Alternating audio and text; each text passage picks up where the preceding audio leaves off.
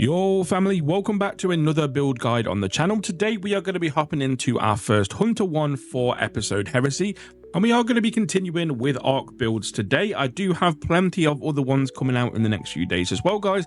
But I thought, considering I've already put out a Titan and Warlock build for Arc, I'd show you guys what I've been messing with on Hunter.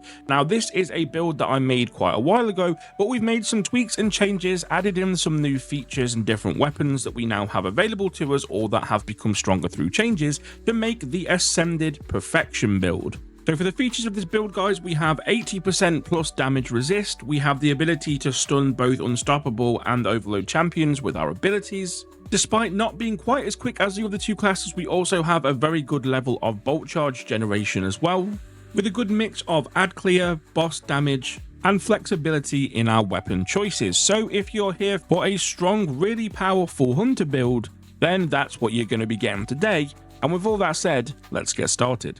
So the exotic of choice for today is the Gifted Conviction chess piece. What this does for us, on using Ascension or Tempest Strike, it releases 3 tracking arc projectiles that deal damage and inflict jolt on enemies. Inflicting jolt is also going to give us damage resistance as well, based on the number of jolt applications we do with the ability. So at 1 jolt application, it's going to give us 25% damage resist, up to 3 jolt applications, which are going to give us 50% damage resist at ×4 damage resist stacks. So essentially, this gives us an on-demand way of causing jolt to targets and also gaining 50% damage reduction, which is really nice to have. Now, there haven't been any changes directly to Gifted Conviction itself through the changes for Heresy, but there have been some new ways this synergizes with the build, as you'll see now when we hop into our subclass setup. So for the actual super, you're going to be going for Gathering Storm. You can choose whichever one you want, but honestly, I think in terms of endgame content, Gathering Storm is going to be the best one. This one just throws out the staff, which becomes almost like a lightning rod, sticks in the ground and targets, and deals jolt to the targets as well, whilst also doing a very good amount of damage. I think this is the best overall damage super for the Hunter. This obviously, because it causes jolt, can stun Overload champions as well, don't forget. For the dodge, we're going to be going for Gambler's Dodge. This is going to recharge our melee ability, which also synergizes with our aspects as well. For the jump, you can take whichever one you want. And then for the melee, we are going for Disorienting Blow. This allows us to blind enemies and also amplifies us as well, whilst granting a moderate amount of bolt charge. We're not always going to use this in its base form, and again, we'll discuss that in a second. Again, with the other 2 builds that I've done, it's the same thing here, guys. I take the Flashbang Grenade just because when paired with Spark of Shock, which we will be taking, this allows us to stun both Overload and Unstoppable champions, which is a fantastic utility to have. And it also gives us freedom then in the weapon choices we make, meaning that we don't have to take a weapon for both of those stuns if we don't need to. Feel free to swap the grenade and take whichever one you want, but that is the reason that I take this one. Then for our aspects, we have Ascension, which says while airborne, consume your cast ability energy to summon your arc staff, propelling yourself upward and creating a burst of energy around you that amplifies allies and jolts targets. So as we've already discussed, this is going to work with our Gifted Conviction chess piece. So you are essentially going to jump into the air or just hop into the air, hold down your class ability button. This is going to twirl it around like the helicopter style thing that you'd have seen going on.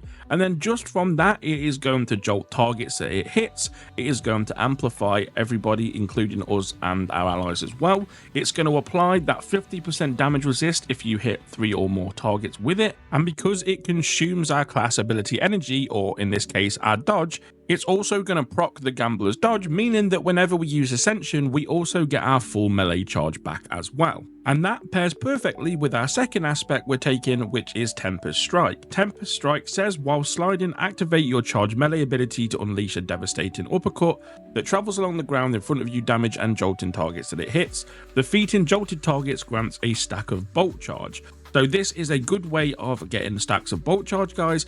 It's another way of applying jolt on demand. And when we pair this up with our fragments, specifically Spark of Frequency, this is going to give us additional bolt charge stacks whenever we get kills with the Tempest Strike.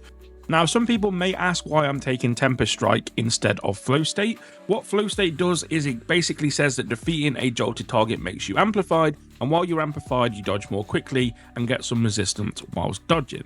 So to be completely honest with you, I don't really care too much about the latter half of what that does. The main thing is becoming amplified, which we can do quite easily through Ascension or just by getting 4 rank and file enemy kills with arc abilities and arc weapons. So honestly, when we already have 2 ways of becoming amplified, dedicating another aspect mainly for just that reason, other than if you care about getting some damage resist while dodging, which I particularly don't, then this is going to be the most optimal setup in my opinion, and I would rather have that ability building up more bolt charge. So let's move on to talking about our fragments. First of all, we're going to be taking Spark of Resistance, which is going to give us 25% damage reduction whenever we are in close proximity to 3 or more enemies. Close proximity meaning 15 meters.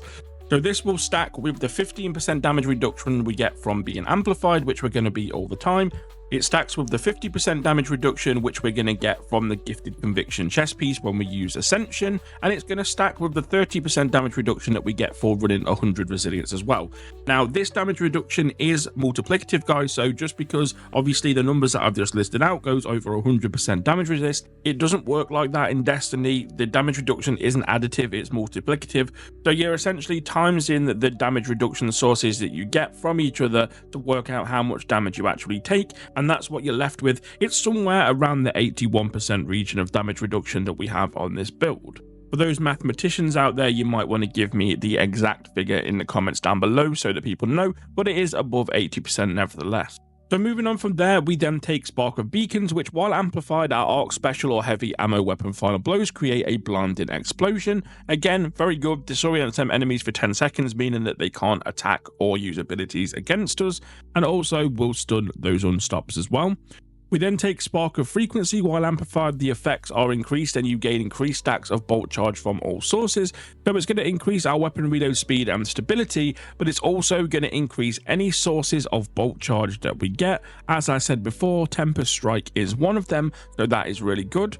We then have Spark of Ions. Defeating a jolted target or defeating a target with bolt charge creates an ionic trace. If you watch my Warlock build, guys, I went into a little bit more depth with this, but essentially every ionic trace we create is going to give us back ability energy for all 3 of our abilities. It's going to give us 12.5% for our grenade and melee abilities, and also 15% energy for our dodge. So the more of these we can create, the quicker we are going to get our abilities back. Then finally, as I've already mentioned, we'll be taking Spark of Shock, which is going to allow our grenades to jolt, stun overload champions, and because it's the flashbang grenade, it's going to be jolting enemies as well as blinding as well, giving us that dual champion stun capability, as well as spreading that jolt throughout groups of enemies. So moving on from there, let's talk about our armor mods. So for the helmet, I am taking 2 harmonic siphons in order to create orbs of power with our arc weapon final blows. I'm using arc in both the special and heavy slot, so I'll be making a ton of orbs that way that feed into the build. Then I am running a special ammo finder because a lot of the weapons I am using in that special slot as my main weapon. If you're not, obviously you can replace this with a heavy ammo finder, or if you wanted to use a dynamo, that would also be pretty good as well, considering we're always using that class ability through Ascension, so you can build up super energy in that way as well. I suppose if I wasn't running in such endgame difficulty stuff, that would be what I would do. I would drop off some of that stuff and put a dynamo in there.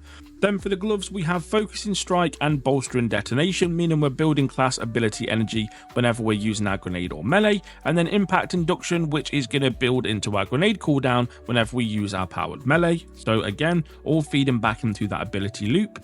For the chest piece, I am just taking resistances. I've got it set up with the trio of resistances at the moment, but that will be adjusted based on the content that I am doing. For the boots, we have Insulation. Whenever we pick up an orb of power, it's going to give energy back to our abilities, and Recuperation for health when we pick up orbs as well. We then have Stacks on Stacks, which is going to give us an additional stack of armor charge for each orb that we pick up. For the class item, we are going Reaper, so we're going to be using our class ability all the time. After we do so, that's going to allow us to spawn an additional orb of power with weapon kills. We're using Utility Kickstart, which is going to take advantage of the armor charges that we have, and that is going to give us a good chunk of our class ability back straight away. And then we're using Powerful Attraction, so that again, because we're using Ascension all the time, it's going to scoop up any of the orbs that we are creating with our arc ability kills and weapon kills, etc. It's going to scoop that up all in one go. So again, there's nothing in here that is going to make or break the game. You can make switches to suit your playstyle. If you find yourself liking a particular aspect of it and you want to lean more into that, you can switch these around. It's not going to break anything, guys. This is just all building back into ability loops. So for your stats, 100 resilience is a must on any endgame build in my opinion. You will always hear me prioritize this in any build that I do. 100 resilience is going to give you 30% damage reduction, which stacks with our other sources multiplicatively, as we spoke about in the subclass setup. From there, you're then going to want to prioritize discipline, and after that it is completely your choice. Don't worry too much about your mobility, because obviously if you set up the way that I am, then all of the ability sort of feeds that we've got with the mods is going to help you to get that anyway. But if you can keep that pretty high, I think 80 is a good mark for that as well. And then it's just whatever you prioritize out of your stats. In terms of weapon, guys, there is a lot of freedom here. Like I said, you want to make sure that you are running arc as much as possible, but in terms of your kinetic weapon, you can use whatever you want. Now, largely, I find that this is the slot that I use for a champion weapon. If I know that a certain activity has a ton of unstoppables, for example, I might run a fusion in here. If I'm running something with barriers in, then I'll definitely run a sniper rifle in the kinetic slot as well, knowing that I can deal with unstoppables and overloads via my abilities, or the grenades more specifically. So you can choose whatever you want in here. Midnight Coup is something that I've been running in the lost sectors that I've been testing the building. That has been working pretty well. But like I said, yeah, this would be the slot that I would use for your champion weapon if you can. In the energy slot, this Ergo Sum is absolutely amazing, guys. So it's a caster frame one, and it has the Arc Conductor perk, which if you aren't familiar is from the Risk Runner submachine gun. This is going to give us an arc energy shield, which is going to block some damage, and it's also going to chain lightning to enemies. So as you'll have been seeing in some of the background gameplay footage, once this is procced, I'm just running through enemies and it's chaining lightning and just damaging them all, which is pretty exciting to see. It's a really, really good sword. If you don't have one of these, you can get them from completing the Final Shape campaign. Then there are some activities within the Pale Heart that you can do in order to get these. If you hover over the activities in the Pale Heart, it will tell you where you can get these from. The Delicate Tomb, again, also very good. You can create ionic traces for this, which also feeds back really well into our ability loop. So again, that is something that you could consider using. Very, very good this season.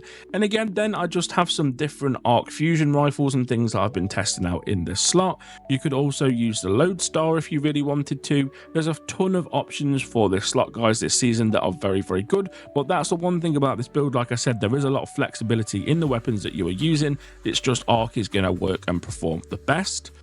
In the heavy slot, I have been using a Storm Chaser for the purposes of testing in this video, but Thunderlord is very good right now. The Queen's Breaker is very good right now. You also have things like the new machine gun from the Nether activity. There's a lot of options again that you can use in this heavy slot, but that's all going to depend on the activity that you are doing.